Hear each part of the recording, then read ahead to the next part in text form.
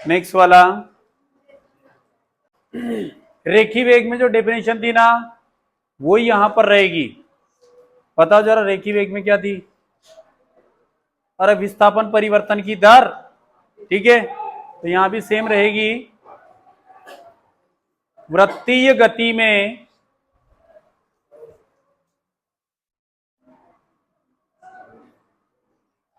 कोणीय विस्थापन परिवर्तन की दर को कोणीय वेग कहते हैं। कोणीय विस्थापन परिवर्तन की दर को कोणीय वेग कहते हैं।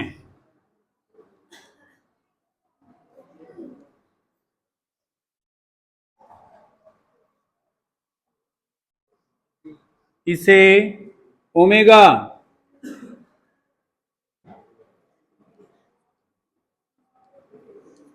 से दर्शाते हैं, अर्थात फार्मूला लिखें, del theta by del T,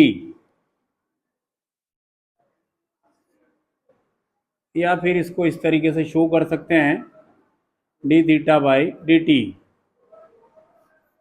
ये डिफरेंशिएटिंग फार्मूला है। कोणीय विस्थापन का मात्रक क्या होता है?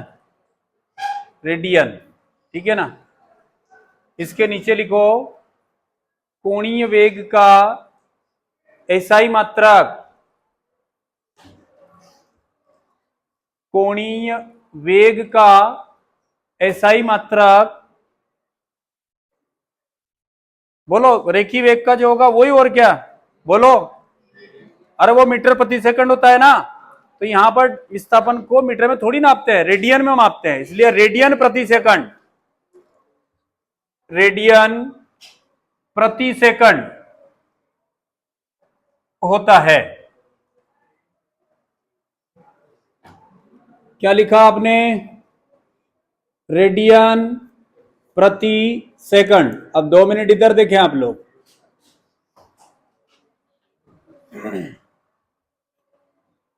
ये कोणीय विस्थापन और कोणीय वेग दोनों ही सदिश राशि है। यहां पर कोणीय विस्थापन सदिश राशि है तो कोई डायरेक्शन भी होगी, तो इस कोणीय विस्थापन की डायरेक्शन को डिटरमाइन करने के लिए क्या करेंगे अपन, ये अपना दाहिना हाथ, इस दाहिने हाथ को इस तरीके से स्ट्रेच करो आप और उंगलियों को कर्व्ड में मोड़ो, समझ रहे हैं? तो ये इस तरीके से कोई भी पार्टिकल की वृत्तीय गति हो रही है, तो यहां पर विस्थापन की जो दिशा है इस अंगूठे की तरफ ऊपर की दिशा में, ठीक है।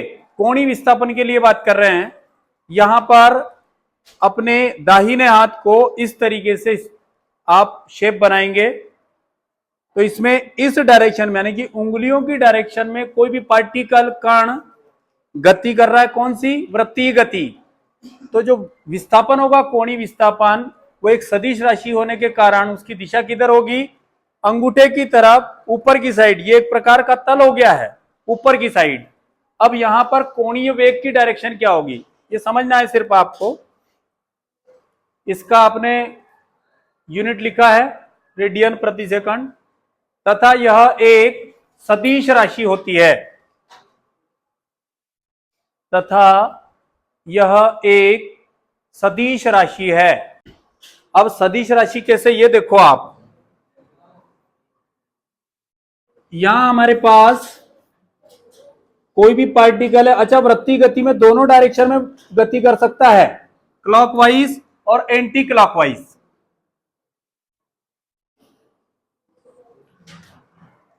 यहां पर मैं जो बात कर रहा हूं ये घूर्णन अक्ष है,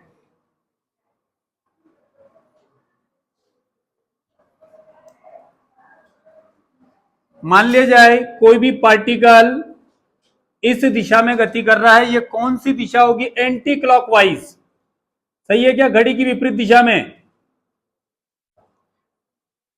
अरे सही है क्या? एंटी क्लॉकवाइज डायरेक्शन है, इसका जस्ट अपोजिट ले लो आप, ये कौन सी है? क्लॉकवाइज,